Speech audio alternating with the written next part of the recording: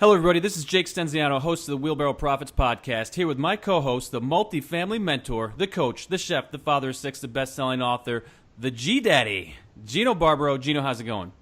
Mr. Stenziano, I'm doing great. Bring the pain today, bro. Bringing the panya. Today's guest is Mike Paton. Mike has spent most of his life learning from entrepreneurs.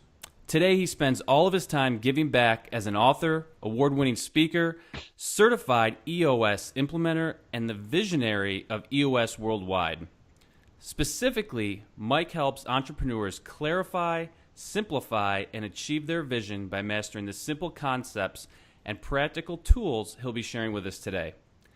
For those of you who are not familiar with EOS, it stands for Entrepreneurial Operating System, and it's laid out in the book Traction by Gino Wichman. So without further ado, Mike, welcome to the show. Thanks, guys. Great to be here. Mike. Hey, great to have you, and let's get this thing kicked off. Why don't you just tell us a little bit about your business background and how you got involved with EOS?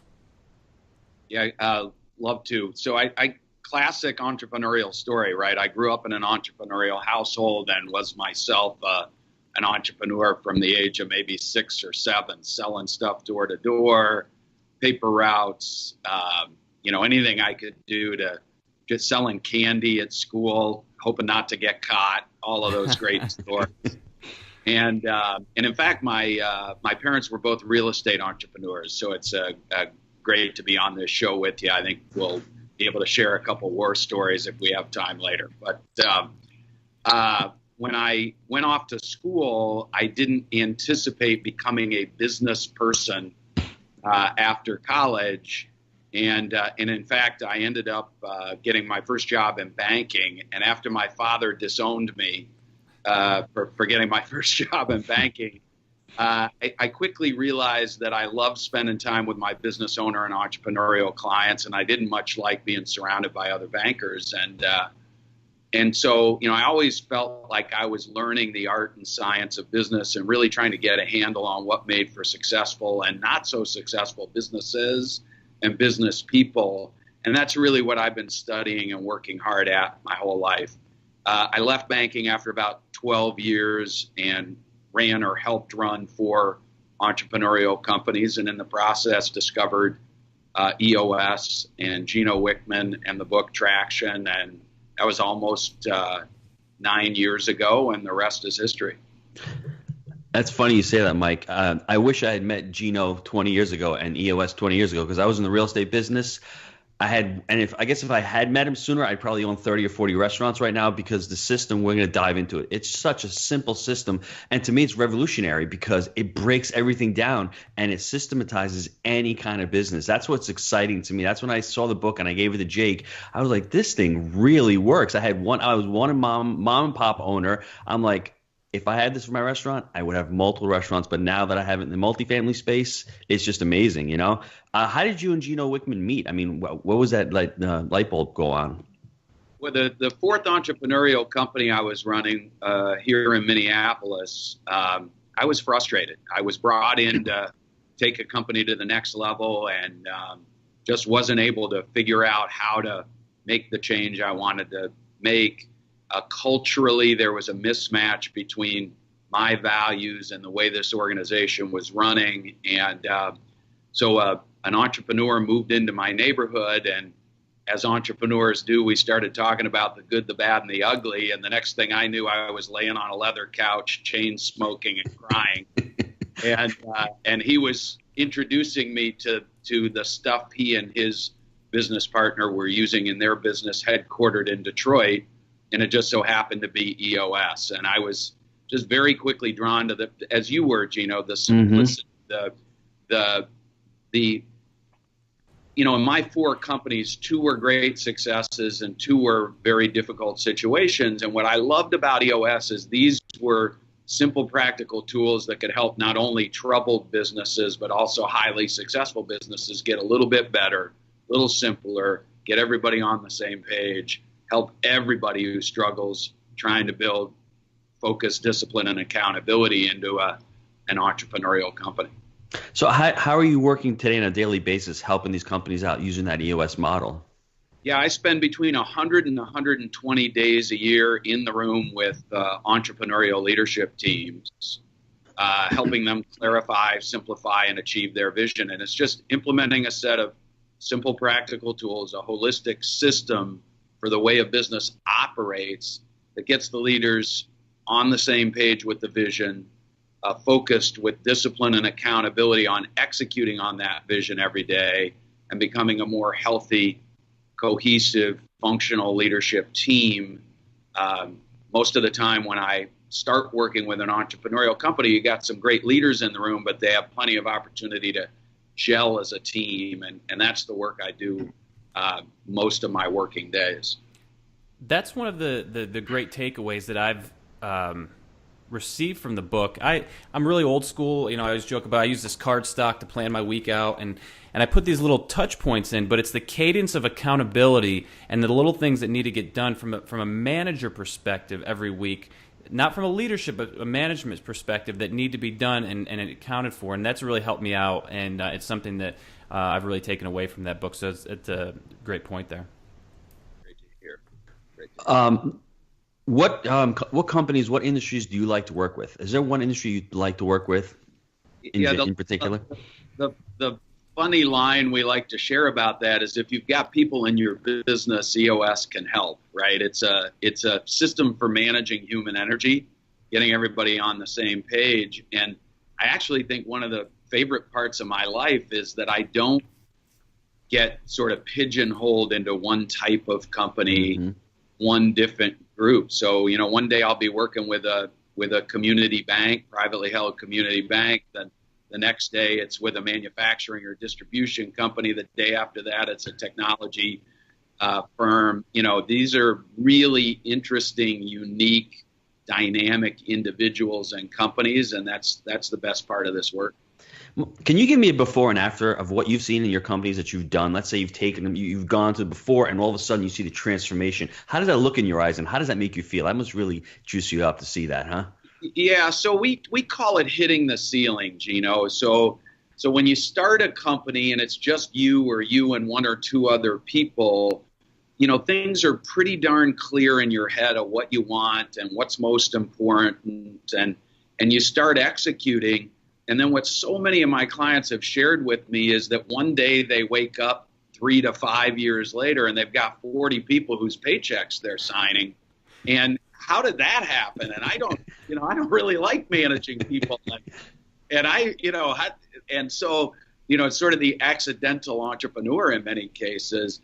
And so what happens is you end up getting stuck, and you're now no longer doing stuff you're passionate about every day. And you're in the trenches and you're dealing with people that don't get it or that you don't like very much or whatever. And we have no idea how that all happened. And so the before is that feeling of being stuck and having lost sight of what you loved about being your own boss and doing something you're passionate about. And the after is that you've built a leadership team. You've gotten everybody 100% on the same page with what you're passionate about, where you believe the business can go, and how you plan to get there. And you're a member of a healthy, cohesive leadership team that's executing on that clear vision, aligned around that vision, and moving the whole organization in one direction rather than everybody going their own way, fighting with each other, not on the same page. It's scary, Jake. He's describing my whole first 15 years in the restaurant business. I grew up, I loved food, I loved to work with my dad, I loved being in the kitchen, creating different dishes and all. And all of a sudden, one day I wake up, my dad's not there anymore, and I'm saying to myself, I got 40 people working for me. What am I doing here? And I just lost the passion. And anybody listening to this, get the book by Traction by Gino, because it's going to make things a lot clearer. Get on the call, Mike, because if I had found this 15 years ago, I'm telling you, I would have been able to get out of the trenches, stayed in the kitchen, liked what I've done, but risen above and started creating those systems. I want to jump into those systems. Where should companies, start when they start building their systems? I mean, how can you get your mind wrapped around that? Because you've been doing something for 15 years like I was. It's hard to change. It becomes habitual to do those daily in and daily out. How do they start entrepreneurs by doing that? Yeah, so I'll just share with you the way we start when we're working with an entrepreneur and his or her leadership team. bottom line is we get them all in a room, we roll up our sleeves, and we start asking questions. And we don't move forward until everybody sitting around the table agrees on the answer to each question. So one at a time, are you all on the same page with your vision for the organization? There are 8 questions on our 2-page strategic plan, which we call a vision traction organizer, or a VTO for short. And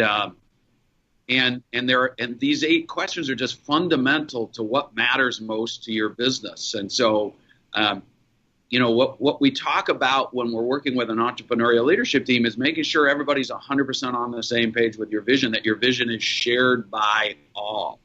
And what a lot of entrepreneurs believe is that because people aren't walking into their office, raising their hand and saying, I don't agree with your vision, everybody must be on the same page. And the truth of the matter is they're not. Most of the time, it's not that there's a lack of vision in an entrepreneurial company. It's that everybody's got a slightly different view of where we're going, how we plan to get there, what's got to happen first, who's accountable for what.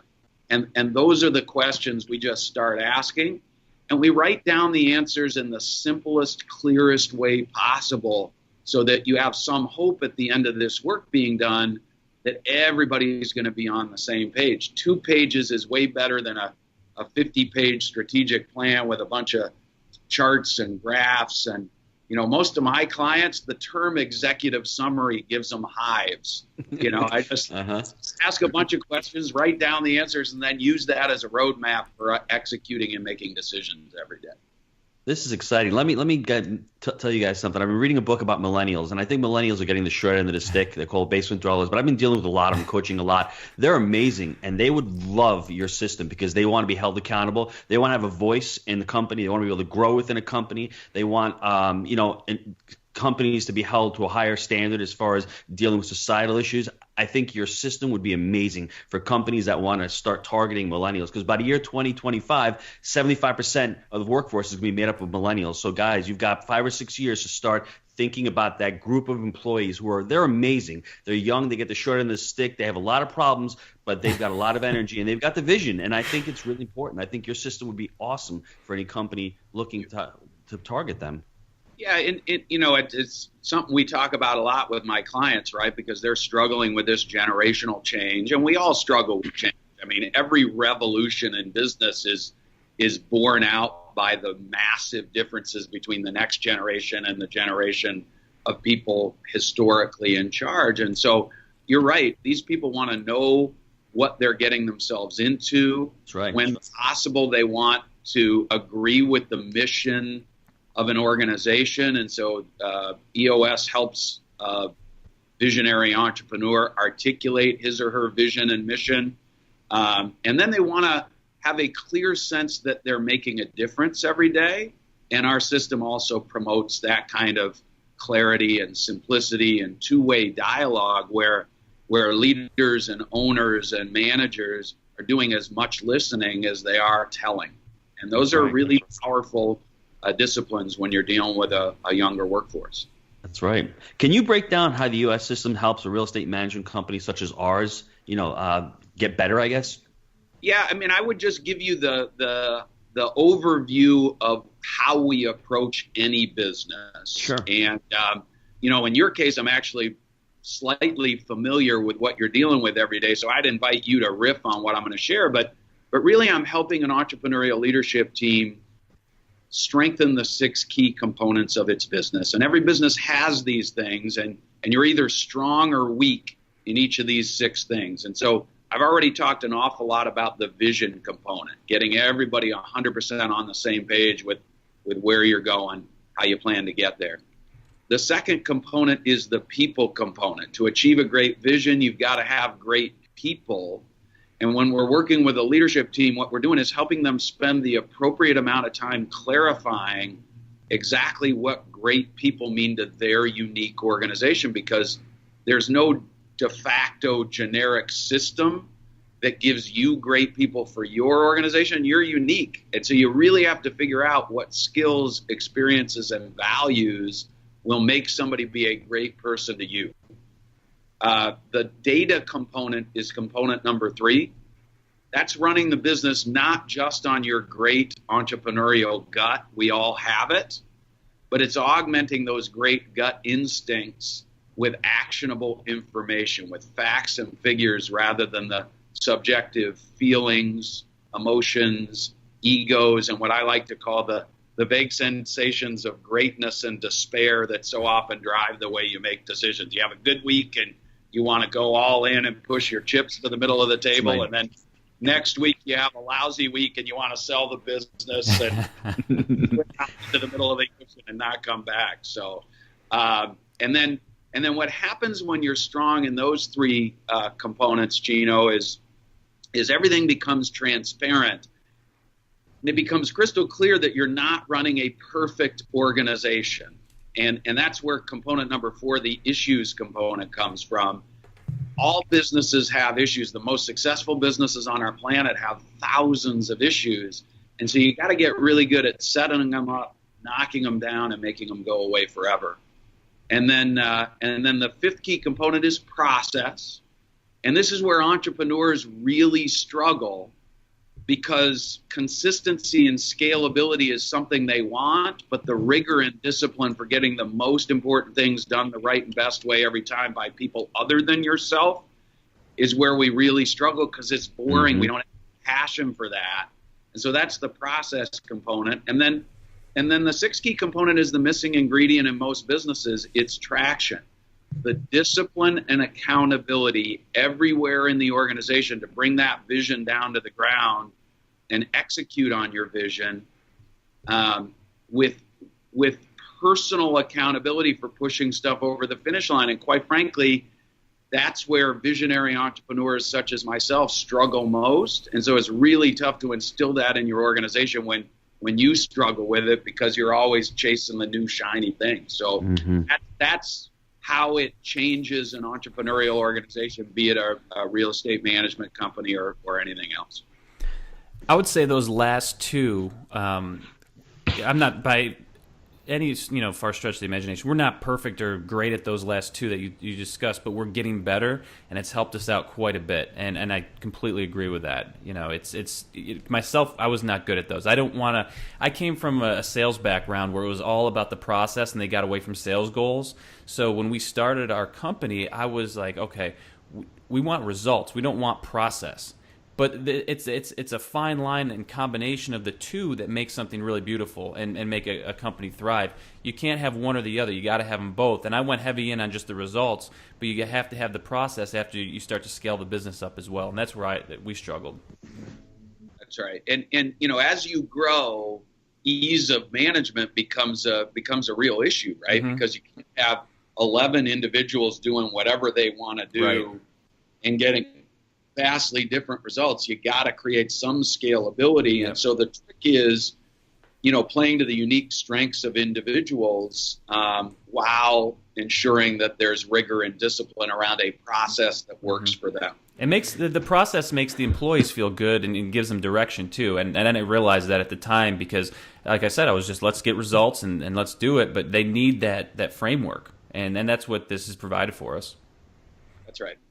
I want to talk real quick, just 30 seconds about the problems that you bring up. I think everyone has to have problems in life. Like Tony Robbins says, if you don't have problems, it means you're dead. And the bigger problems you have and the bigger problems you can solve, the more money you're going to make. So I think it's really important that people look at problems as opportunities. And I think this system has helped us identify that. The problems that we have, like in going through the whole process, you're going to have opportunities at the other end. And it's been really, really vital and really important for me to see that as I've grown and as we've grown our portfolio, we have different issues coming up. But if we can solve those issues, man, there's a lot of money to be made in that. Yeah, and what happens a lot one of the key success factors for an entrepreneurial company is positivity, right? Entrepreneurs are fearless, courageous. There's no problem we don't think we can overcome. And so you tend to get into this place where you don't really want to know about your issues, because the more issues you have, the more negative impact that's going to have on your mindset. And one of the things we're trying to help people do is acknowledge that you're always going to have issues, it's one of the phrases we use a lot is it's just an issue. Let's get in the room. Let's figure out what the real root cause of that issue is, and let's remove that root cause. Make a change that's going to eliminate this kind of issue from ever happening again in our organization. And we spend no time blaming anyone for the existence of the issue, and all our time working together to solve the issue at its root, move the organization forward, and tackle a new issue next week. What really frustrates entrepreneurs is when they feel like they've had to solve the same issue over and over and over again, and they've really never solved it at the root. They've been solving symptoms, never the root cause. And that's when you want to swim out to sea and never come back. We're going to call you Dr. Mike. Yeah, that's fair enough. My hairline needs to recede a little bit more for me to get.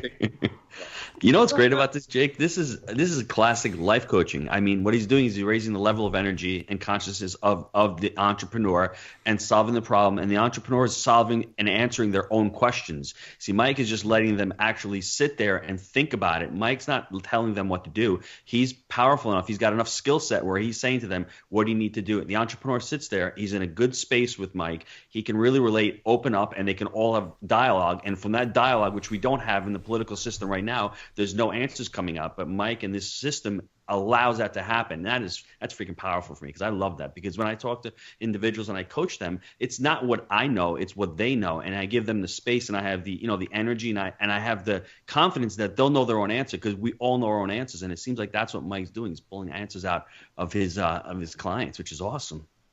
Yeah, it's very savvy for you to figure that out, Gino.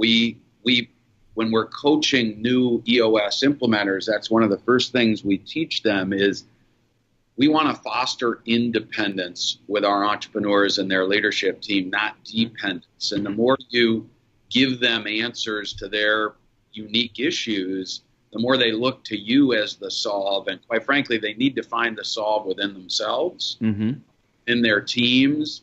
And so really my job is fun and easy. It's just ask the right questions and facilitate to a conclusion.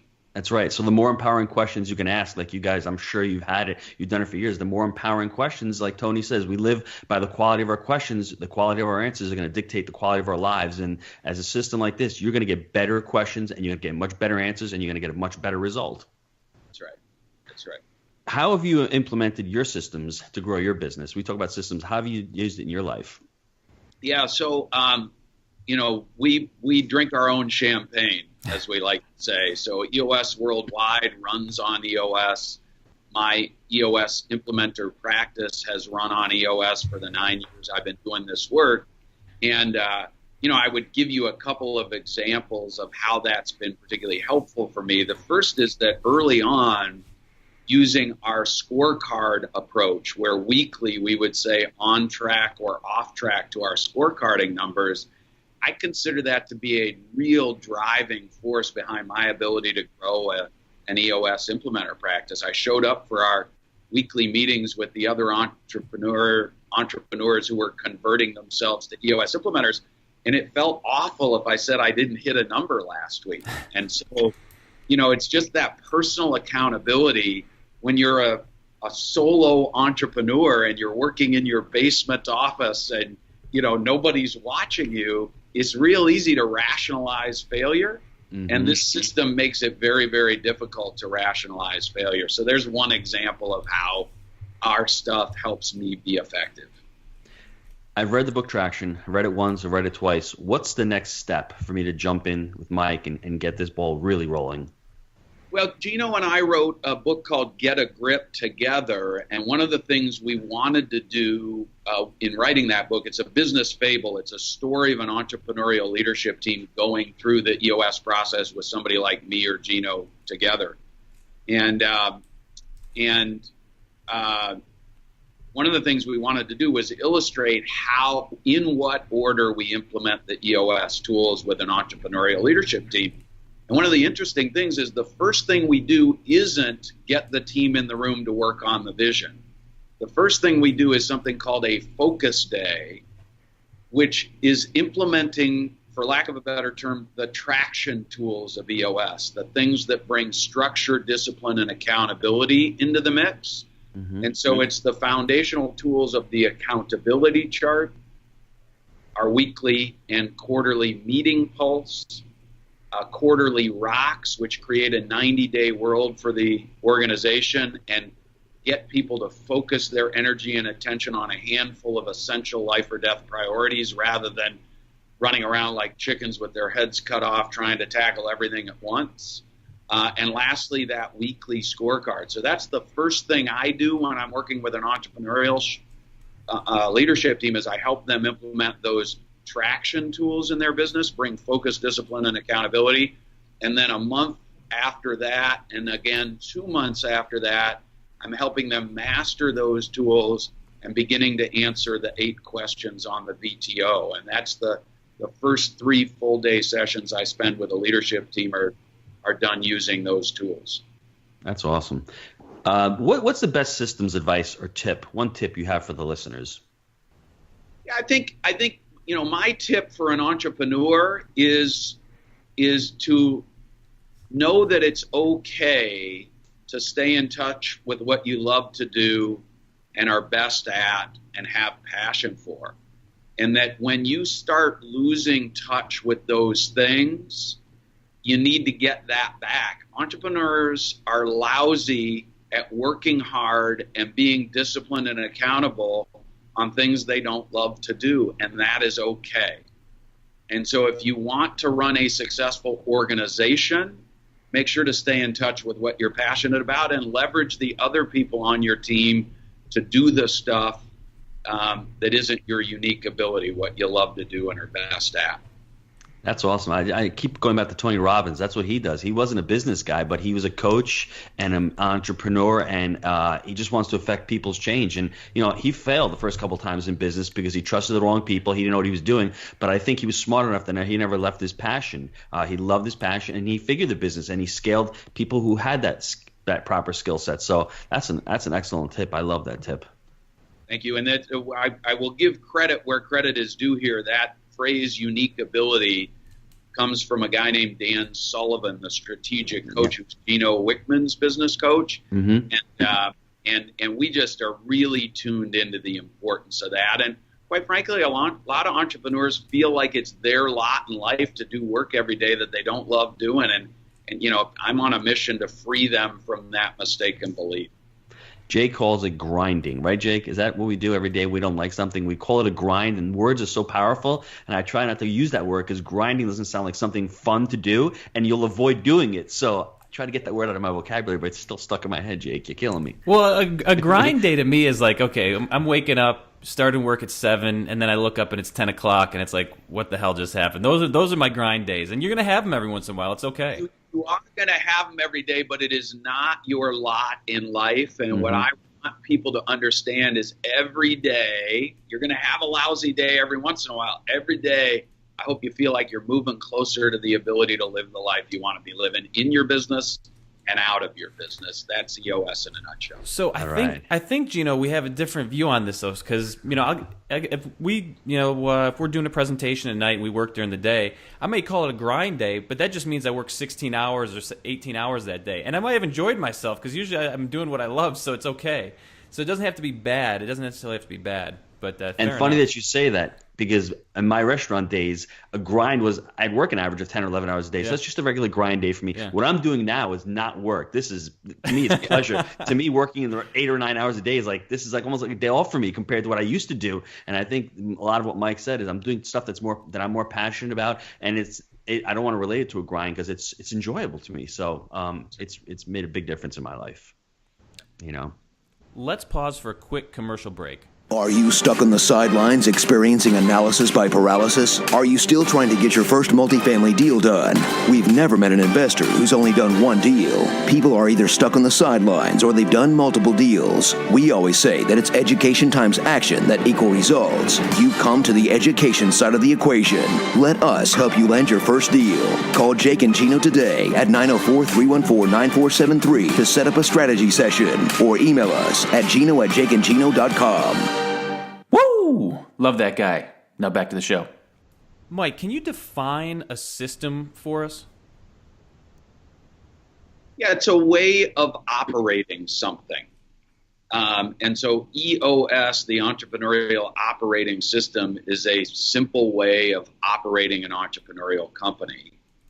And quite frankly, what Gino, Wichman, and I believe is that it is not that every business ought to be running on EOS. What we believe is that you can't run a great organization on multiple operating systems. You must choose one. When you've got a handful of leaders and they're arguing and debating about how to make decisions, how to prioritize things, how to keep score, how to clarify and align people around a vision or a plan, those arguments detract from your ability to execute day to day. And so you've got to choose one operating system. EOS is simply one of those operating systems. And my advice to your listeners is just please go find yourself an operating system that works for you and your leadership team, adopt it, stick with it, and eliminate that as an item for debate amongst your team. The reason I ask that is because I think a lot of small business owners don't necessarily have a system, and just the idea of systems, they get it, they don't, it's sort of there, they're not doing it, they're doing it here, they're not doing it there. So I just wanted to throw that out there because I even struggled with that, in the beginning. So I thought that was a very important question to put out there. That's great. I should stress, Jake, you really nailed it, because so many entrepreneurs believe that systems are like a big bank or a government agency where we've got a 500-page SOP manual and there's a protocol for raising your hand and excusing yourself from a meeting because you got to go to the restroom, and that's bureaucracy. And what we're trying to do is bring focus, discipline, and accountability without killing the nimbleness, the flexibility, the resourcefulness, the uniqueness of an entrepreneurial company. We don't want to kill the entrepreneurial spirit, and I believe we've found a way to give an entrepreneur both that spirit and flexibility, but a little bit of systemization. I agree completely, because it's that cadence of accountability I keep going back to that's helped us so much. It pushes the business forward, and I really believe it drives our net operating income at the end of the day. It's not only making the business run more efficiently, but it's also driving income. So I completely agree. And what you're talking about there is the bureaucracy is what made my skin crawl. Can I raise my hand to go to the bathroom? That's the stuff that freaks people out. It doesn't have to be that. And I think for the people that maybe share the same beliefs or feelings that I do, EOS is a great model because you're able to be accountable, drive the business, make it more profitable, put the systems in place, but it's not that bureaucratic mess that you're trying to avoid. So I just wanted to put that out there. You're a successful guy, and there's some questions we like to ask towards the end of our shows. So what is your best habit for success?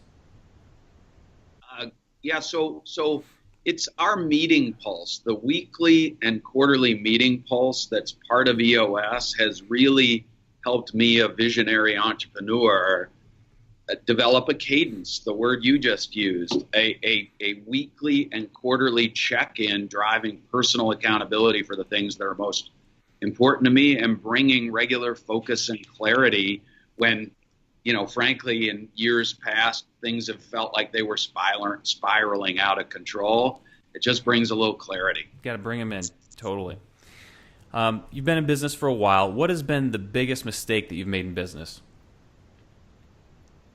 Not trusting my gut from a cultural perspective, I'd say. There have been several moments in my career where something felt too good to be true, and I found myself blinded by the potential opportunity and sort of turning a blind eye to all the, in hindsight, obvious signs that things were in fact too good to be true. So I've learned to use data, but I've also learned when I'm excited about something, I need to slow myself down and really kind of be a little bit more methodical and not get distracted by shiny stuff. What's your favorite book, business book? Favorite business book, Easily Traction. It literally changed my life, guys. I was a frustrated entrepreneur. I grew up in a household of educators and entrepreneurs, and reading Traction and meeting Gino for the first time I just, I teased him that he had some purple Kool-Aid in his office in Detroit, because when I flew home, I knew I was put on the planet to do this work. And I literally love my life every day. I'm with you, Gino. I work really hard, and every day includes a lot of hours, but I don't spend a minute doing something I'm not passionate about. And at my age, I still have tremendous energy for work and plenty of time left over for my family, and it's a great life. Okay, you may or may not be able to answer this, but what has been your most favorite company to work with, and why? I don't know if you can share that stuff or not. Yeah, I can't really tell you who my clients are. What I will say is I get an email or a phone call literally once a week from an entrepreneur saying thank you for affecting his life or her life in a positive way. And so, entrepreneurs are the most generous, loving, passionate people on the planet. They're very lonely in many cases, because it's really hard when you look around your company to find somebody you can talk to about the pain you're in from time to time. And it's really hard at home to find somebody to talk to, because oftentimes entrepreneurs are living such a difficult professional life that there's some challenge and emotion at home as well. And so it's just a lovely place to be, where you get into the inner sanctum with these people and you help them, get closer to living the life they want to live. So I honestly love them all. Very cool. Doing some good work there, without a doubt. What project are you excited about right now? So EOS Worldwide, I'm the visionary for the organization that finds, trains, and supports EOS implementers worldwide. And we hit the ceiling a year and a half ago, just like all our clients do. Worldwide demand for EOS is on a massive upswing right now, and we are working our tails off to build infrastructure and make sure we have the right people in the right seats. And we're 80% strong or better in our 6 key components, and it is hectic and scary and fun, and I'm having a blast, and I feel great about our team's response to those challenges, and feeling very fortunate that I'm in the position I am to affect that change. You guys are making it happen. I love to hear that. So I took some notes here. I just some things I thought were great. It seems to be all about the accountability. I definitely have to check out Get a Grip. If you're doing what you love, you can leverage the rest of it out. That was a great tip for the listeners. The Meeting Pulse has been super helpful for us. And I liked what you said a minute ago about trusting your gut and not turning a blind eye. I think that's very important, and I think if some of the listeners out there really think about their own business, they might be able to go back and look at a few things that could be going on potentially in their business. The 6 steps, Jake: vision, people, data component, issues, process, and traction. Those are 6 huge steps. I think everyone's got to think about that. I think everyone's got to buy the book, read the book, and like Jake and I do, go through it chapter by chapter. It's not a book you're going to read and just go through the chapter. You're going to read, take tons of notes, go back, read it again, and you read it. You probably read, how many times you read it, Jake? 3 or 4 times at least? Well, I don't read it like I read a normal book. If you look at mine, you see right here, you see these papers in it. This is my 3-step documenter, but also you see notes, and I use it more as a way to build out our systems. We actually used the book to create our operating model, our process. And it's going very well. And the only thing really we have left at this point is to really refine our accounting process. And it's been phenomenal for us. And just thank you guys for putting it out there, because it really helped us get over the hurdle that was in front of us and level up, if you will. So it's been really good. How about go ahead, Gino? Sorry. I just want to say one other thing about the book. There's very few books that are actionable, yes, and have material that you can actually follow. So, I mean, can you imagine if you get in front of somebody from EOS and work with them, how much more action, how much more content they'll be able to deliver? The book itself is like a first step, and you get a ton of action. Mm-hmm. But if you want to go to the next step, I can only imagine how much more value they'll be able to, give you guys. Well, let's talk about that. How would someone go about hooking up with you guys, and how can folks get a hold of you if they want to take it to the next level? Yeah, one of our core values is help first, and both Gino and I and our entire community are just passionate about helping entrepreneurs. So our website, eosworldwide.com, is really built to give all the tools we teach entrepreneurial leadership teams to the world. And so I just recommend that your viewers and listeners go there. There's a bunch of free tools you can download. You can gain access to personal connections with people like me in your community or nearby. Everything you need to learn more about EOS and get started on your EOS journey is at eosworldwide.com. You can buy all four of there are two other books that have recently been published, one called Rocket Fuel. The latest book in the series is How to Be a Great Boss. So all that is orderable through our website. Just everything you might want is there. Got to check those out. How to Be a Great Boss, Jake. That's the next one. I like that. Mike, thanks a lot. I had a great time today. I learned a ton of new stuff, and be buying those books. Yeah, I got to check them out. Mike, thank you so much for your time. Yep. Have a great day. Thanks, Appreciate it. Mike.